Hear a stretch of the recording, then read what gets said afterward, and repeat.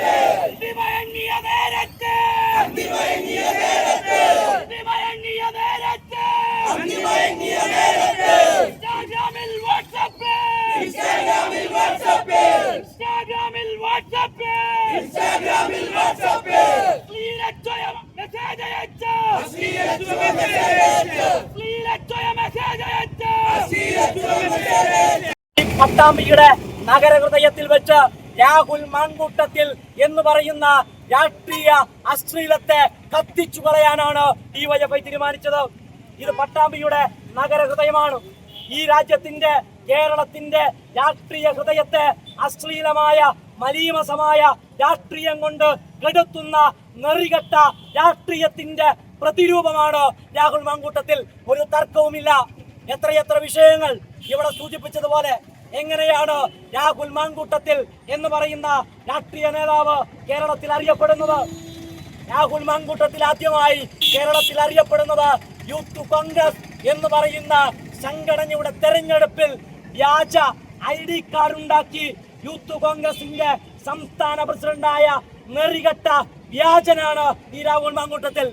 പിന്നെ എങ്ങനെയാണ് രാഹുൽ മാങ്കൂട്ടത്തിലിനെ കേരളം അറിയുന്നത്? പിന്നെ രാഹുൽ മാങ്കൂട്ടത്തിലിനെ കേരളം പ്രധാനമായി മനസ്സിലാക്കുന്നത് ഈ നാട്ടിലെ മാന്യതയോടുകൂടി രാഷ്ട്രീയ പ്രവർത്തനം നടത്തുന്ന രാഷ്ട്രീയ നേതാക്കളെ നെറികെട്ട ഭാഷയിൽ കുലഭ്യം പറയുന്ന ഒരു തെമ്മാടി എന്ന നിലയ്ക്കാണ് ഈ രാഹുൽ മാങ്കൂട്ടത്തിൽ കേരളത്തിൽ അവതരിച്ചത്.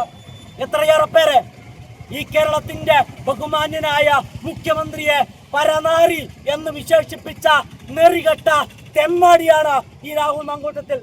മുഖ്യമന്ത്രിയെ മാത്രമാണോ? ഇടതുപക്ഷത്തിന്റെ നേതാക്കളെ മാത്രമാണോ? ഈ രാജ്യത്തെ എത്രയോ കാലം അടക്കി ഭരിച്ച, ഈ രാജ്യത്തെ സ്വാതന്ത്ര്യ സമര പോരാട്ടത്തിന് നേതൃത്വം കൊടുത്ത ആ കാലഘട്ടത്തിന്റെ ബാക്കിപത്രമായ കേരളത്തിന്റെ മുഖ്യമന്ത്രിയായിരുന്ന, കോൺഗ്രസ് നേതാവായിരുന്ന കരുണാകരനെ എന്താണ് ഇവർ വിശേഷിപ്പിച്ചത്?